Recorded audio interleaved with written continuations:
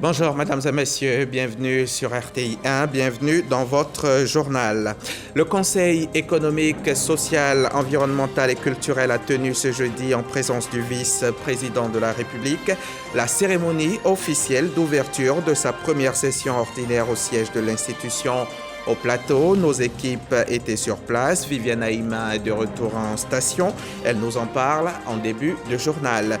Le Premier ministre Patrick Achi a exhorté les jeunes à s'engager en faveur des ambitions de la Côte d'Ivoire dans le domaine maritime pour une insertion socio-professionnelle exemplaire. C'était hier lors de la cérémonie de remise des attestations de fin de formation de 1000 jeunes au métier de la mer à l'Académie régionale des sciences et techniques de la mer. Nouvelle séquence politique tendue au Sénégal avant le procès pour diffamation de l'opposant Ousmane Sonko prévu ce jeudi. Après un meeting qui a rassemblé plusieurs milliers de personnes mardi à Dakar, la coalition d'opposition Yewwi Askan Wi a appelé à des marches mercredi, hier donc à travers le pays, dont une à Dakar qui a été interdite par les autorités.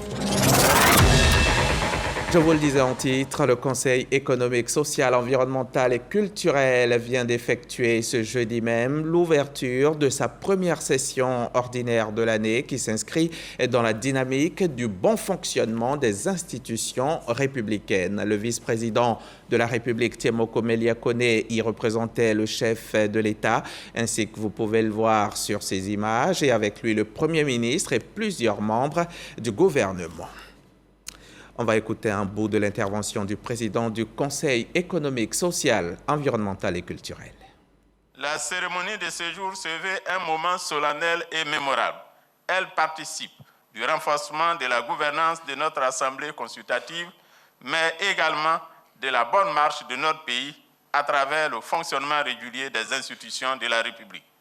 Après la mise en place du bureau et des commissions permanentes, après la tenue de la rentrée solennelle et l'adoption du règlement intérieur, l'ouverture de la présente session demeure dans la continuité du processus institutionnel de cet important organe de la République.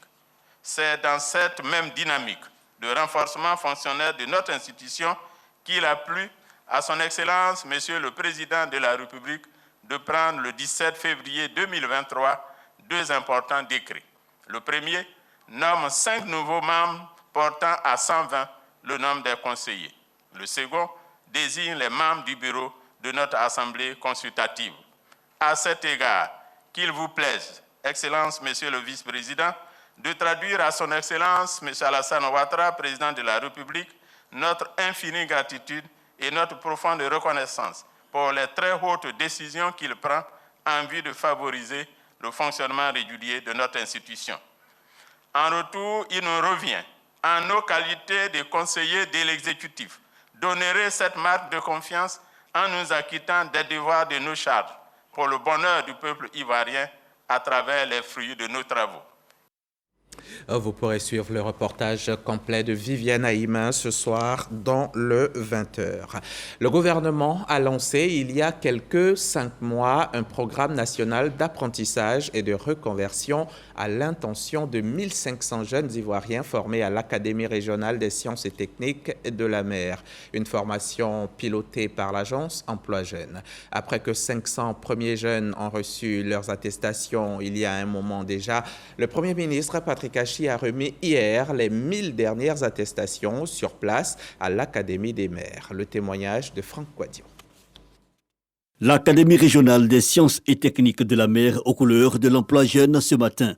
1000 stagiaires formés dans les domaines maritimes et portuaires, l'électromécanique et l'exploitation des produits de la mer reçoivent leurs attestations des mains du Premier ministre Patrick Achi et de plusieurs membres du gouvernement. Ces jeunes sont les bénéficiaires du programme national d'apprentissage et de reconversion PNSAR qui a mis en formation de 6 à 24 mois des déscolarisés sur ce site dédié au métier de la mer. Sur les 1000 jeunes qui ont été formés, au bout donc de 2 mois, c'est-à-dire au 28 février, il y a 438 jeunes qui sont en insertion, soit à travers un CDD, un CDI, ou en stage pré-emploi, ou donc au sein d'une entreprise, ce qui représente un taux d'insertion de 43,8%.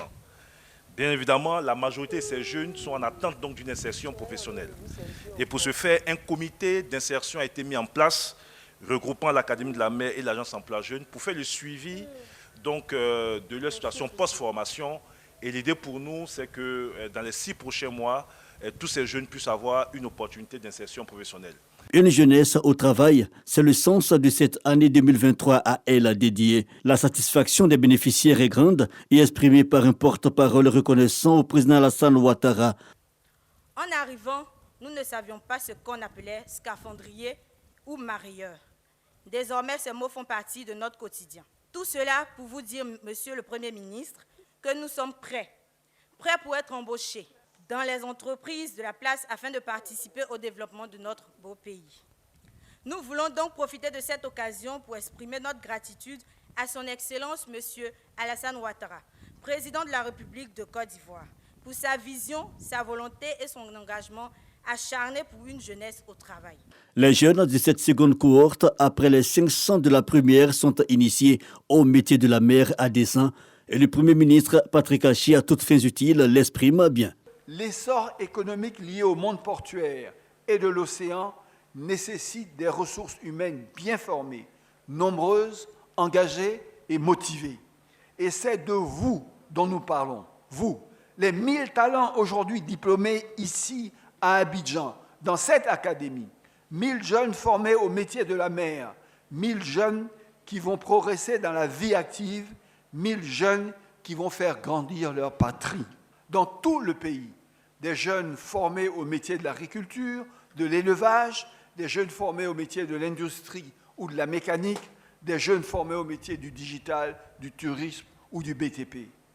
Des centaines de milliers de jeunes seront formés cette année, apprentis et stagiaires, répondant aux besoins de la nation et de son développement, répondant à l'appel du président de la République pour bâtir une Côte d'Ivoire toujours plus prospère et solidaire.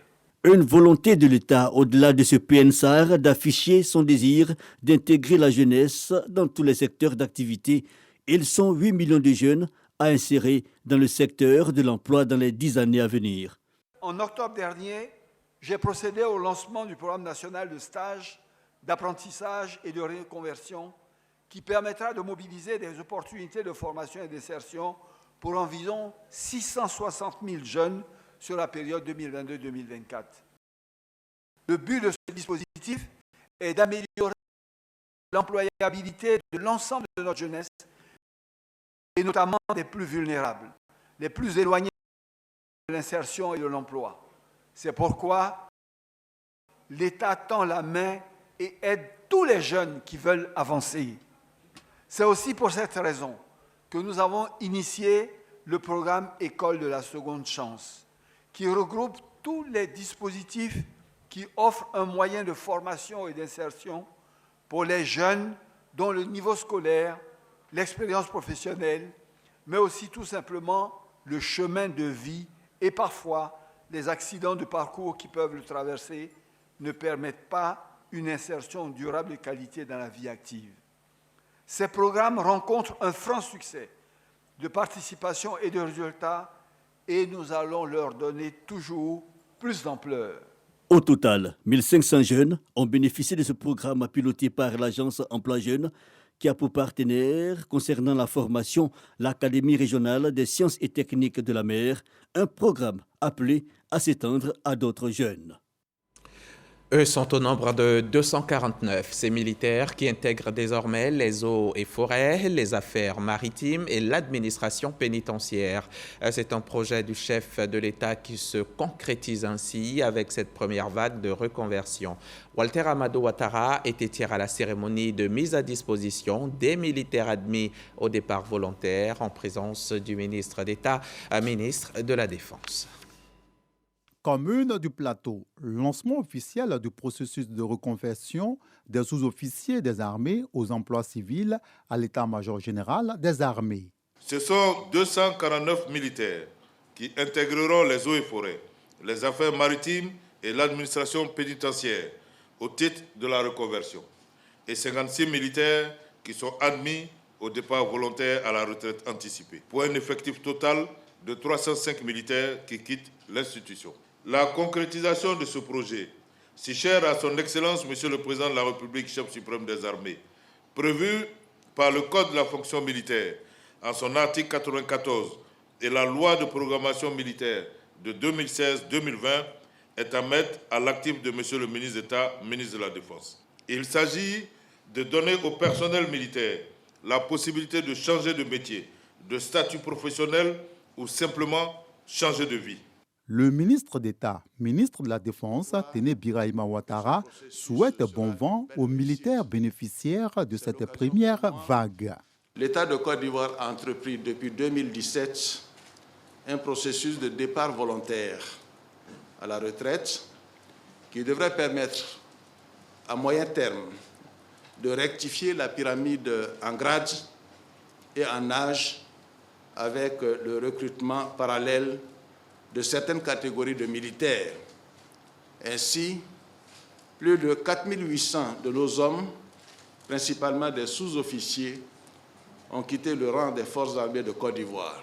Au personnel militaire admis à la reconversion dans la fonction publique, dès cet instant, vous devenez des ambassadeurs des forces armées de Côte d'Ivoire auprès de ces institutions qui vont vous accueillir. À vous qui êtes admis à la retraite volontaire, je vous remercie pour votre apport au bon fonctionnement de notre outil de défense. Vous faites partie des acteurs ayant permis aux forces armées de Côte d'Ivoire d'atteindre ce niveau de professionnalisme apprécié de tous. La gratitude des armées également exprimée à l'endroit de plusieurs ministères pour leur implication à la réussite de ce processus. Il s'agit du ministère de la Justice et des Droits de l'Homme, du ministère des Transports et du ministère des Eaux et Forêts.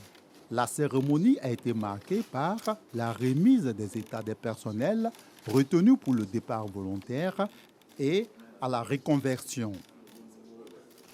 Du côté de la gendarmerie nationale, on réfléchit à l'avenir. L'institution s'est penchée récemment sur les actions à mener et envisage de se doter de programmes efficaces afin de faire face aux défis sécuritaires actuels. Prennent part à ces 5 jours de travaux des autorités judiciaires, préfectorales, traditionnelles, religieuses et des gendarmes venus d'une dizaine de pays. On retrouve Walter Amadou Ouattara.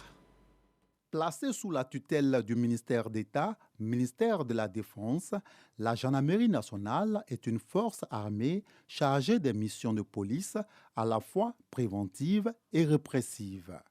C'est pour mieux servir que cette institution initie des séances de réflexion sous la vision du général de corps d'armée Alexandre Apalo Touré, commandant supérieur de la gendarmerie nationale.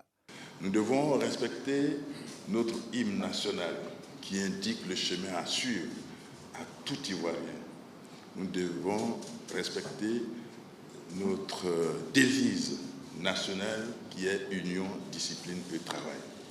Je vous encourage au cours de ces séminaires à être rigoureux, à être critique, que le temps imparti pour les 5 jours sera trop court, mais avec la volonté, nous pouvons mieux faire. Plusieurs panélistes, au nombre desquels des procureurs et des chefs traditionnels, apportent leur contribution. J'ai proposé la collaboration déjà avec les chefs.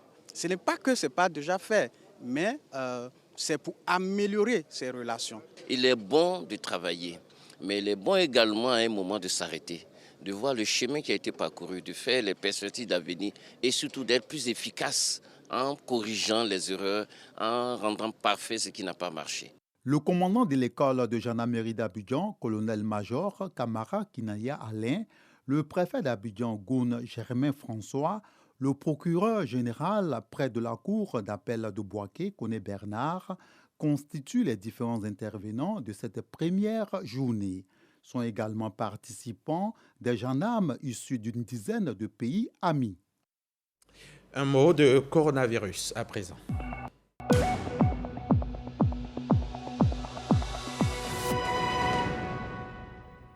La Côte d'Ivoire compte à ce jour 88 286 cas de Covid avec 834 décès. Thiémé-Lécro vient enfin d'avoir son ambulance. Les populations de la sous-préfecture peuvent pousser un ouf de soulagement. Leur centre de santé urbain a été doté de cette ambulance médicalisée toute neuve grâce au ministère de la Santé, de l'Hygiène publique et de la couverture maladie universelle. Depuis Thiémé-Lécro, le reportage de Herman Niamien.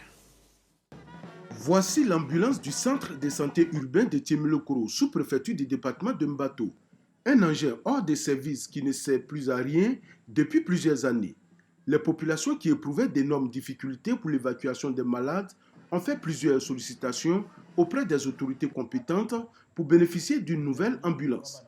Aujourd'hui, c'est chose faite. Le ministère de la Santé, de l'Hygiène publique et de la couverture maladie universelle vient de doter le centre de santé urbain de Thiémé-Lécro d'une nouvelle ambulance médicalisée. Je voudrais, au nom de mes parents, dire particulièrement merci au président de la République qui a autorisé le Premier ministre et le ministre de la Santé à accorder une ambulance médicalisée flambant neuve au centre de santé urbain de Thiémé-Lécro. Le tonton Ani Ali n'oubliera jamais ce geste de haute portée pour nous. Dr Bourboto, représentant le ministre de la Santé Pierre Demba, a exhorté les populations à se faire enrôler à l'assurance maladie universelle afin de bénéficier de soins à moindre coût. Sur 75 307 patients reçus en consultation dans le district sanitaire de Mbato, seulement 460 disposaient d'une carte de SEMU. C'est pourquoi je voudrais vous inviter à aller vous faire enrôler massivement à la couverture maladie universelle pour obtenir votre carte SEMU en vue d'avoir accès à des soins de qualité en payant seulement 1 000 francs par mois. La marraine de la cérémonie, Alette Badounguessan, et le représentant de la ministre d'État, ministre des Affaires étrangères, ont exhorté les populations à cultiver la cohésion sociale avant d'inviter les jeunes à éviter les aventures périlleuses et à s'intéresser surtout aux opportunités que leur offre l'État. Nos jeunes partent d'ici à la recherche de l'Eldorado. Ils se retrouvent en Tunisie par milliers et lorsque la population tunisienne en a assez, de vous dire allez chez vous. Dans des conditions qu'on ne vous décrit pas. Faisons donc en sorte que nos jeunes puissent rester chez nous parce que le vrai bonheur, il est ici, il n'est pas ailleurs. Jeunes, n'allez pas sur les réseaux sociaux pour les scandales, les buzz. Allez-y sur les réseaux sociaux pour trouver les solutions que le gouvernement vous propose. Parce que c'est ça qui est votre vie, c'est ça qui est votre avenir. Recevant les clés, le sous-préfet de Thiémé-Lécro a pris l'engagement au nom des populations que l'ambulance mise à leur disposition sera utilisée à bon escient afin de servir pendant longtemps. Quittons Thiémé-Lécro et allons-y maintenant pour la caravane de sensibilisation de la sécurité routière. Le lancement a été fait récemment à Adzopé, dans la Mée. Un comité local y a été mis en place. Les conducteurs ont été sensibilisés et le permis à points a été expliqué aux populations, notamment aux élèves de la ville. Le reportage de Frédéric Oulaye et Didier Nguessan. Axe Abidjan-Adzopé, il est 9h. Peu d'affluence sur le tronçon, une fluidité qui incite les automobilistes à appuyer sur la pédale. Ayane est aussitôt interpellé par les agents de la gendarmerie en charge de la sécurité routière pour excès de vitesse. La seule chose que je peux dire, c'est que c'est une très bonne idée. Aujourd'hui, si vous voyez sur les autoroutes, excès de vitesse, ça provoque des accidents. Et je conseille mes frères chauffeurs d'aller doucement. Sur cette voie est également installé le barrage intelligent. Il procède à la vérification des infractions des conducteurs. Posté il y a quelques heures, le colonel Serge Kwaku Kofi fait le point. Ici, nous arrivons non seulement à intercepter les véhicules qui font des excès de vitesse, nous arrivons à intercepter des véhicules qui ont des arriérés d'amende, mais également nous continuons la sensibilisation. À Adzopé, le ministère des Transports multiplie les rencontres. À la gare routière, tous les sujets sont abordés, notamment le permis à points, la sécurité des véhicules, le permis pour les motocyclistes. Les mêmes conducteurs de moto, ils doivent aller à l'auto-école. Ils vont aller apprendre le code de la route. Sinon, ce qu'ils font, ils déplacent les motos. Quand il arrive à l'intersection, un carrefour, qui doit attendre, il ne connaît pas. Voilà pourquoi lui, il grille le feu, il continue toujours. Avec la stratégie nationale de la sécurité routière, le gouvernement veut réduire les accidents de la route. Avec l'installation du comité local de la sécurité routière piloté par le préfet de région, le ministère des Transports lance ainsi la caravane de la campagne de sensibilisation. Ce comité nous permettra, en tout cas en ce qui nous concerne, d'aller de l'avant et de monter en puissance, si je peux le dire, c'est des termes, mais une montée en puissance de la campagne de sensibilisation. Les élèves du lycée moderne 2 de la ville ont également été instruits sur le code de la route. Aujourd'hui, il faut respecter les feux tricolores et regarder à gauche et à droite avant de traverser la route. Après l'étape de la région de la Mai, le ministère va procéder à la mise en place des comités locaux de Yamoussoukro, Boaké et Korogo. Avec l'installation des comités locaux de sécurité routière, il y a un relais qui va être fait de façon directe par ces comités-là. De telle sorte que si nous ne pouvons pas organiser cette caravane dans le format qu'il est connu aujourd'hui, mais que les comités locaux de sécurité routière organisent donc des périodes de sensibilisation des populations. Estimé à 1600 tués en 2021, le nombre de personnes tuées a chuté à 1050 en 2022 grâce à la stratégie nationale de la sécurité routière, soit 35% de baisse. On en vient maintenant à cette conférence sur la loi du droit de sol en Côte d'Ivoire. Conférence initiée par l'organisation Stability Movement of Africa. Le droit de sol donc comme facteur de paix et de cohésion. Patricia Kwaku, Patricia Omoetia et Jonas Kwadio. La loi du droit de sol, un pilier essentiel pour maintenir la paix et le vivre ensemble. Une initiative de l'organisation Stability Movement of Africa. Le but de cette rencontre, faire revenir cette loi abrogée en 1972 pour enterrer la question de race, de religion et d'éthique. Le juste celui qui est le droit de sol permettra à chaque enfant né sur le sol ivoirien de parents immigrés de bénéficier de la nationalité ivoirienne qui pour nous pourrait être un bouclier pour la paix, pour la réconciliation et même pour la lutte contre le terrorisme. Adams Traoré lance un appel au gouvernement afin de réintégrer cette loi pour contribuer au développement de notre pays et au vivre ensemble. La loi du droit du sol, instaurée en 1961, a permis à toute personne née en Côte d'Ivoire avec des parents immigrés d'acquérir automatiquement la nationalité ivoirienne. Elle a été abolie en 1972 au profit de la loi du droit du sol. La journée mondiale des droits des consommateurs est célébrée chaque année le 15 mars depuis 1983. 40 années de commémoration donc hier pour cette édition 2023. Les organisations de consommateurs se sont réunies à l'initiative de la Fédération des réseaux ivoiriens de consommateurs pour instruire les populations sur leurs droits en tant que consommateurs. Le compte-rendu d'Evelyne Yeboué et Jean-Marc Djedji. Les responsables des organisations des consommateurs demandent à leurs membres de ne pas céder aux augmentations illégales des produits et services. Ce à l'occasion de la 40e commémoration de la Journée internationale des droits des consommateurs.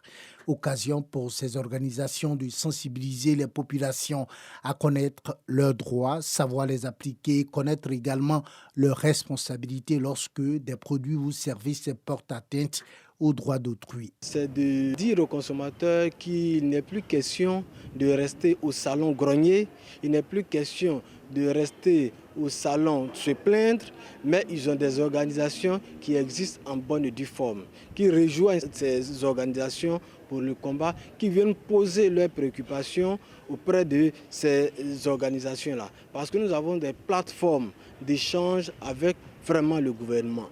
Prenons par exemple le secteur du transport. Quand le transport est à 500 francs, on vous dit c'est à 500 francs. Le gars se lève bon matin et il vous dit non, que c'est passé à 1000 francs. Mais non, ce n'est pas au gouvernement de venir vous dire de ne pas monter dans les véhicules. Je pense qu'il faut aussi une solidarité entre vraiment les consommateurs. Que ces consommateurs-là dénoncent en appelant le 1343. Autonomisation des consommateurs grâce à des transitions énergétiques propres, la lutte contre la vie chère et l'intérêt pour le consommateur en termes de banque digitale.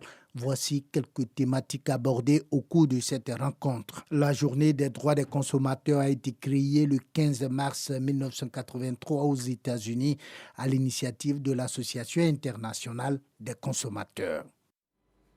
La distribution gratuite des manuels scolaires se poursuit sur toute l'étendue du territoire ivoirien. Cette semaine, la caravane du programme pour la gouvernance de la délivrance des services de base aux citoyens a marqué une halte à Tomodi, au centre de la Côte d'Ivoire. Là-bas, ce sont plus de 22 000 manuels scolaires qui ont été offerts aux écoliers et aux instituteurs de la région. Léon Brokwame, RTI Boaké. Ces livres de lecture et de mathématiques sont remis aux représentants de l'État pour leur distribution gratuite aux écoliers du département de Tomodi. 22 371 manuels scolaires au total, soit 6 289 pour les cours préparatoires et 16 082 pour les cours élémentaires, première et deuxième année. Un don du PAGDS, programme pour la gouvernance de la délivrance des services de base aux citoyens, et la Banque mondiale saluée par les acteurs de l'école. Vous apportez ce matin à Tomodi l'espoir, l'espérance même, car une jeunesse bien formée, bien éduquée est le gage de lendemain meilleur.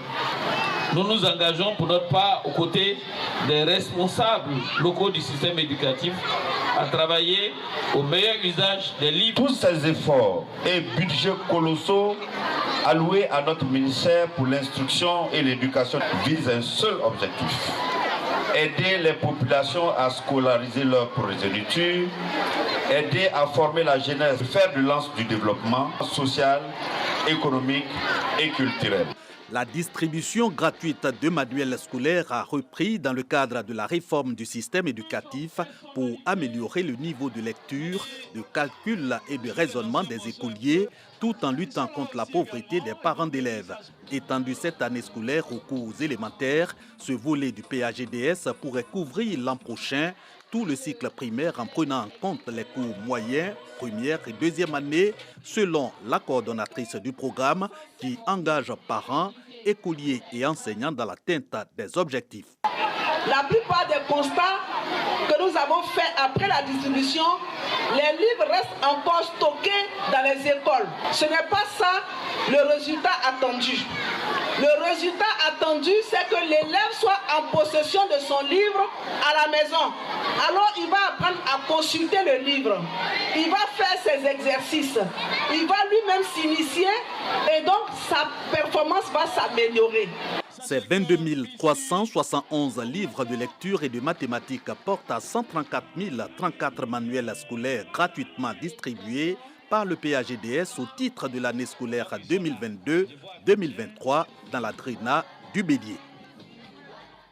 Nous sommes dans le mois de la femme, honneur donc à nos braves femmes qui célèbrent leurs droits. Le 11 mars dernier, c'était la journée internationale des femmes malentendantes et sourdes, journée célébrée autour du thème « Innovation technologique et digitale, levier d'inclusion sociale et économique des femmes de Côte d'Ivoire ». Générosa Kwadio, Jean-Marc Djadji, Michel Kwame.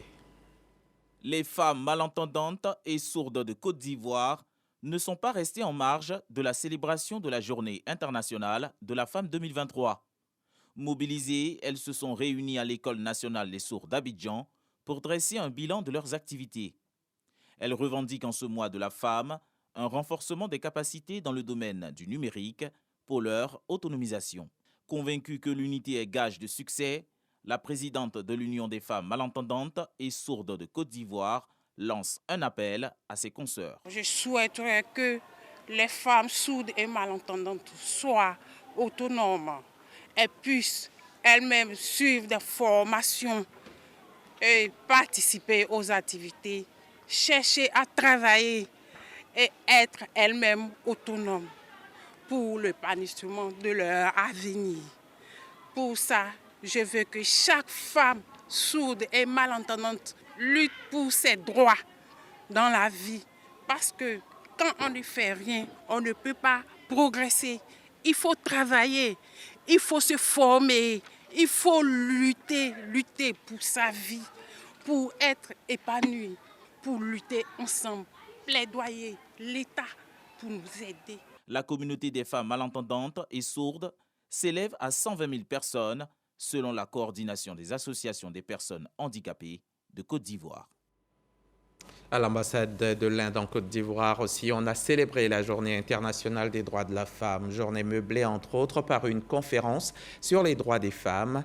Y ont pris part les ressortissantes de l'Inde et les Ivoiriennes ayant étudié dans ce pays. Didier Nguessan et Joël Gomez y ont assisté pour RTI. Les femmes de la communauté indienne et leurs convives ivoiriennes ont réuni au sein de l'ambassade de l'Inde en Côte d'Ivoire à l'occasion de la Journée internationale des droits de la femme. Elles sont reconnaissantes à toutes les femmes qui ont lutté pour l'obtention du droit de vote. Dr Upma Rajan, l'épouse de l'ambassadeur de l'Inde en Côte d'Ivoire, s'est réjouie que les femmes puissent avoir les mêmes droits que les hommes aujourd'hui. Tous ces sketchs qui ont été faits là, il y a une définition. Parce qu'avant, les femmes n'avaient même pas droit à l'éducation, elles n'avaient même pas le droit de faire la politique ni la médecine. Mais aujourd'hui, tout est possible. Les femmes ont le droit de pouvoir exercer tous ces corps de métier là. L'ambassadeur Dr Rajesh Rajan, qui a présenté ses lettres de créance il y a seulement 2 mois, a exprimé l'importance pour son pays de célébrer cette journée. Ce n'est pas seulement important de célébrer cette journée internationale du droit de la femme, mais c'est nécessaire. Et c'est important pour nous de célébrer cette journée-là. En termes de droits, nous sommes tous égaux. Les jeunes Ivoiriennes bénéficiaires de la coopération technique et économique indienne ont présenté leur certificat aux diplomates indiens. On va refermer ce journal au Sénégal avec cette nouvelle séquence politique tendue dans le pays avant le procès pour diffamation de l'opposant Ousmane Sonko, prévu ce jeudi même. Après un meeting qui a rassemblé plusieurs milliers de personnes mardi à Dakar, la coalition d'opposition Yewwi Askan Wi a appelé à des marches hier, mercredi à travers le pays, dont une à Dakar, qui avait été interdite par les autorités. Mais l'opposant a été finalement empêché de sortir de chez lui, illustrant les tensions en amont de la présidentielle de février 2024. Les discours menaçants se multiplient donc des deux côtés. Plusieurs responsables religieux et de la société civile ont mis en garde face à un risque d'escalade. Voilà pour cette édition. Merci de votre attention et à la semaine prochaine.